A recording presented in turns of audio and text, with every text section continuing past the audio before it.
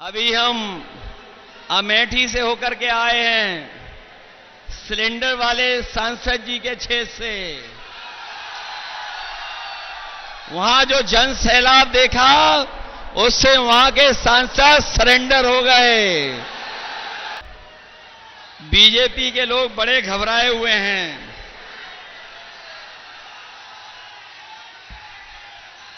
ये बीजेपी के लोग बड़े घबराए हुए हैं और दिल्ली वालों ने जब से सुना है कि इंडिया गठबंधन गरीबों के लिए फैसले ले रहा है, ये दिल्ली वालों ने जब से सुना है, दिल्ली वालों ने जब से सुना कि गरीबों के लिए फैसले होने जा रहे हैं, तब से वो आपके प्रत्याशी के खटाखट की नकल करने लगे हैं।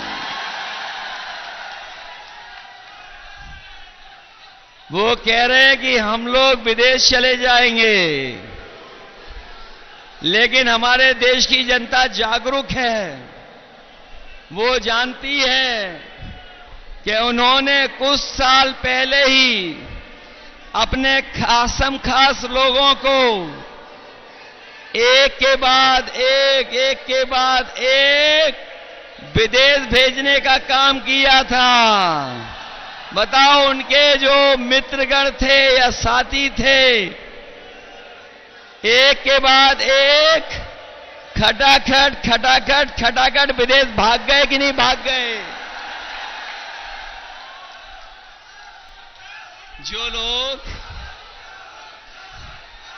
जो लोग देश को सपना दिखा रहे थे बड़ा बनाने का,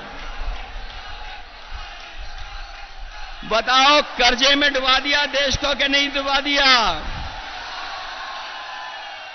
और अब ये जनता कह रही है इनसे, अब जनता इनसे कह रही है कि अब आपको हटा देंगे फटाफट।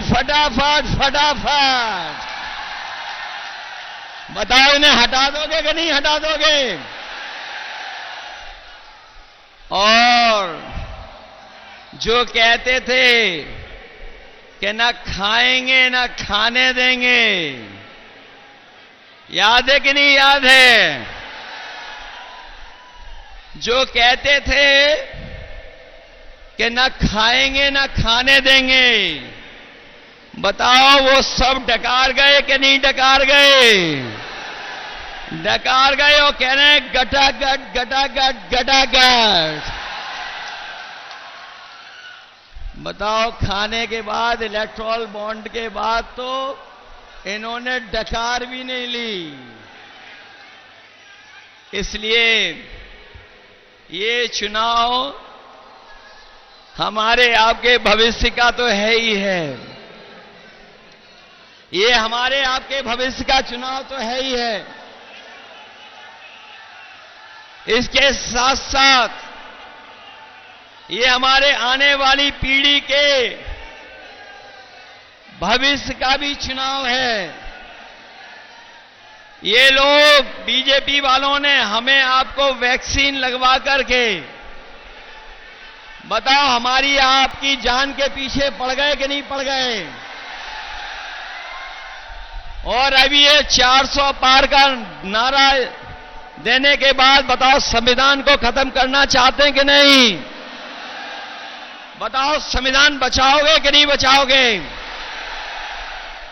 ये लोग जो 400 पार का नारा दे रहे थे, ये 400 पार का नारा भूल गए हैं।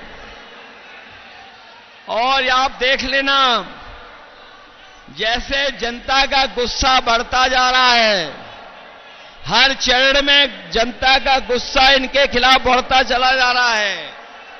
7वें चरण में जनता का गुस्सा 7वें आसमान पे होगा।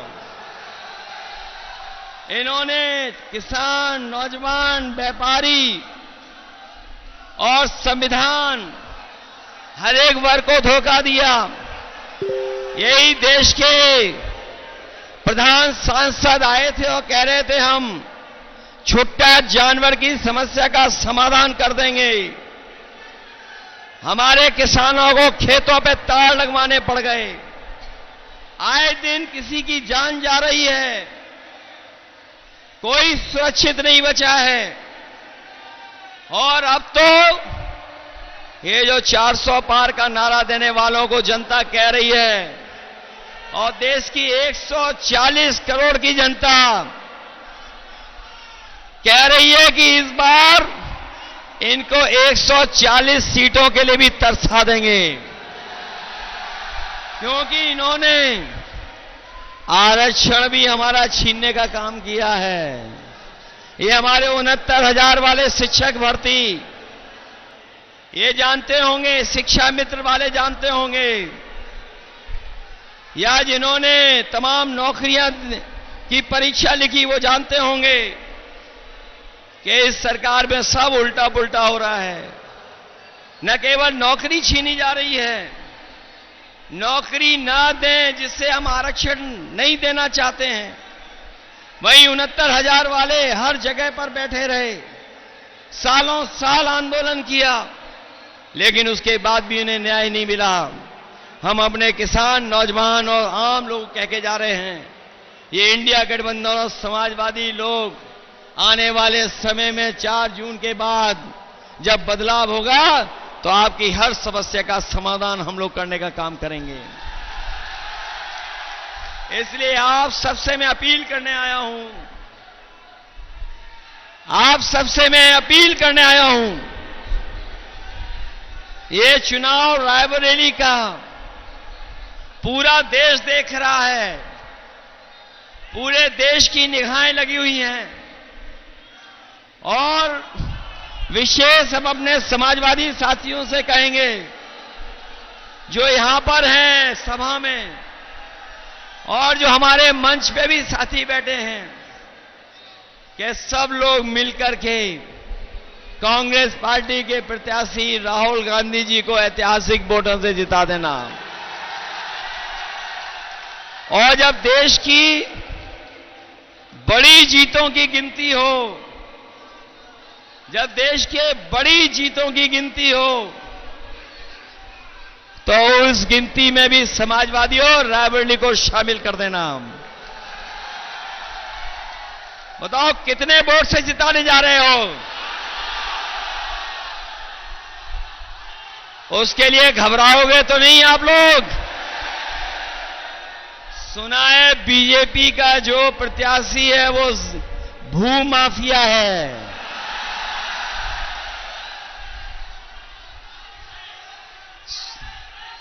और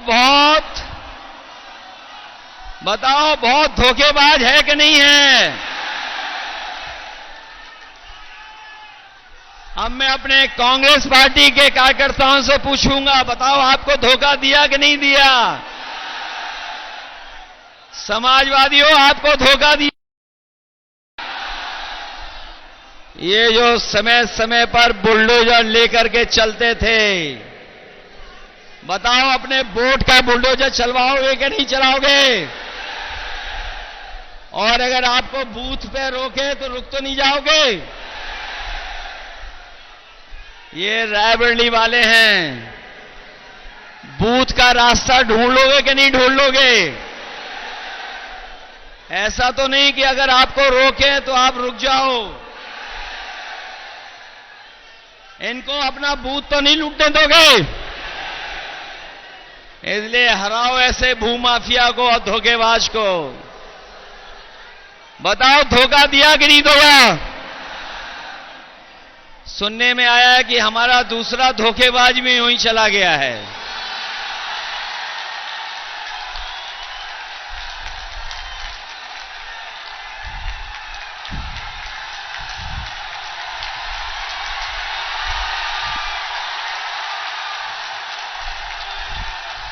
और ये जो अभी अभी गया है धोखेबाज, उसकी खासियत है, जो अभी अभी धोखेबाज गया उसकी एक बहुत अच्छी खासियत है कि वो जहां जाता है वहीं गड्ढा खोदता है। इसलिए सावधान हो कि नहीं हो। आपके एक वोट से लाखों वोट से तो राहुल गांधी जी जीतेंगे ही जीतेंगे, लेकिन इन धोखेबाजों से भी हिसाब किताब होगा। मैंने सुना है कि कोई धोखेबाज जो समाजवादियों को धोखा देकर के अपने घर पर 2 नंबर वाले नेता को बुलाया था।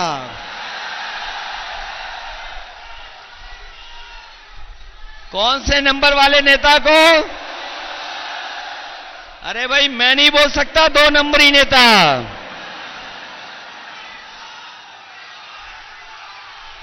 तो इसलिए रायबरेली वालों और समाजवादियों, ये आपकी भी परीक्षा है कि अगर कांग्रेस पार्टी आगे बढ़ रही है तो 5 लाख से ज्यादा वोट जिताने का काम करना।